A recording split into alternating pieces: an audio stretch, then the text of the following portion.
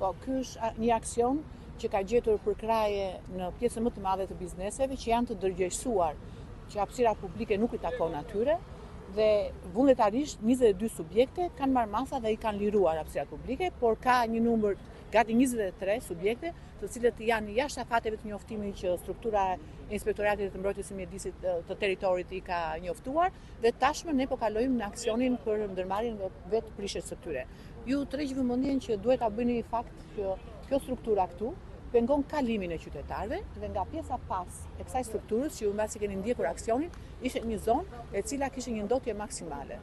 Pra vetë strukturat jo vetëm që pengojnë kalimin e qytetarëve, po kthehen edhe në spote, në hotspote të cilat janë të ndotura edhe bëhen edhe probleme edhe për pjesën e mbarvajtjes së qytetarëve, të ambienteve, të rrugkalimit dhe edhe të zjarfikses. Në fund ditës, të ambulancës, gjithë institucionet kanë nevojë për hapësira për të operuar. Për të shënduar te aksioni i mëtej, një aksion i cili është që në monitoring në disa faza dhe jemi sërish në rrugën transballkanike.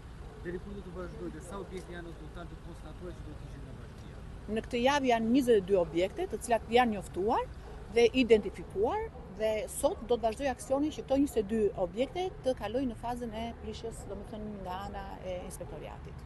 Keni pasur edhe një aksion pastimi për objektet e nga pasdora nga subjektet private. Çfarë do të ketë? Ato janë subjekte private. I takon privatit ta zhvillojë pronën e tyre, diku ku ata mendojnë që do të ketë një leje ndërtimi, diku një biznes tjetër, por i takon atyre. Por ky është ndërgjegjësim.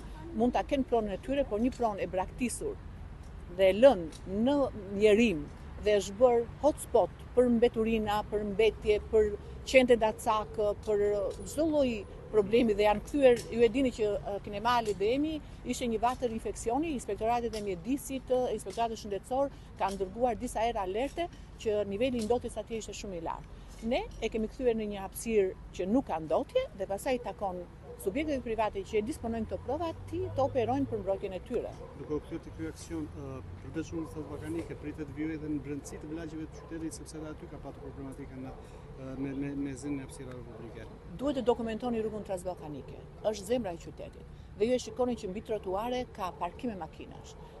Ka biznese që operojnë mbi trotuare, shesin mbi trotuare pllaka, çdo lloj materiale elektrike, çdo lloj gjëje. Ka subjekte të cilët kanë servis makinash, por kanë goma të lëna me sasi shumë të mëdha rrugëve të qytetit dhe trotuareve të qytetit. Kjo nuk mund të vazhdojë më kështu.